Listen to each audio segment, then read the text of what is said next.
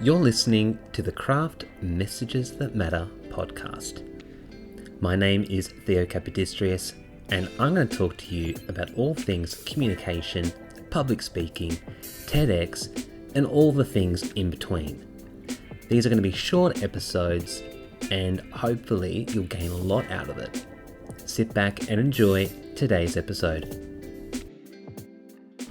Hello and welcome to episode 5 of the Craft Messages That Matter podcast. My name is Theo Capodistrius, and I help professionals and business owners to demonstrate their value through their voice and through their own words. And I do this through a range of presentations, workshops, and one-on-one coaching and group coaching as well.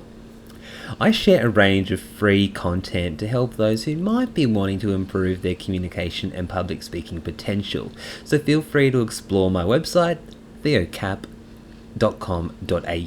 and my social media for all the hot tips, tricks to get you going. And if you check out my Instagram, theocap88, I do a heap of sometimes funny, I don't know, that's subjective, reels just to keep people entertained and because I bloody love it. But let's get started into today's episode. So recently I've been running a range of workshops and presentations on my most popular topic titled Turning the Technical into the Practical, Communication Success. Recently, I spoke to an audience of about 500 American lawyers, and they wanted to know how they could communicate their expertise and express their technical legal opinion in a really easy to understand format. It can be quite a challenge to express your knowledge in a way that is easy for others to understand, particularly if you know it so well. This is one of the greatest challenges we have in our workplace today. But it is such an important skill and one of the things that professional service providers need to get right.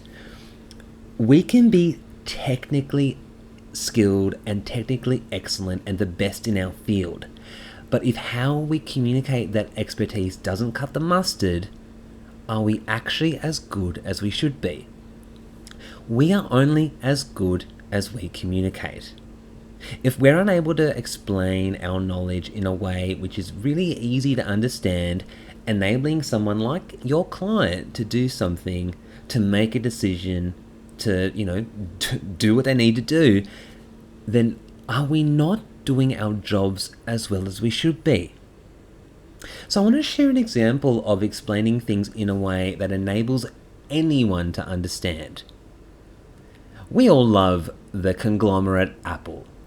They first created the iPod, and it was one of those revolutionary things at the time and transformed the way we consumed music forever.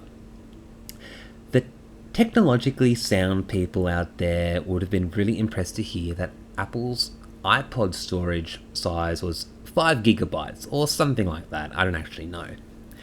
But explaining that to the average person, they'd probably look at you with a blank stare. But Apple knew that. In their marketing and as the way they always do these amazing live product launches, Apple explained that, rather than, here's this amazing storage potential, they said, you can now have 1,000 songs in your pocket. This made what could have been a really complicated and complex idea into an easy to understand, accessible and really simple concept, and we love that. So what are some of the key steps that we should put in place in order for you to communicate your expertise to those so your audience can understand those complicated concepts?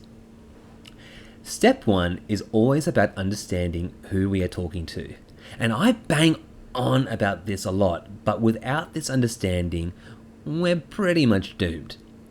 Something to keep on the top of mind is that as a professional service provider, we are quite literally in the service of our clients and the people that pay us.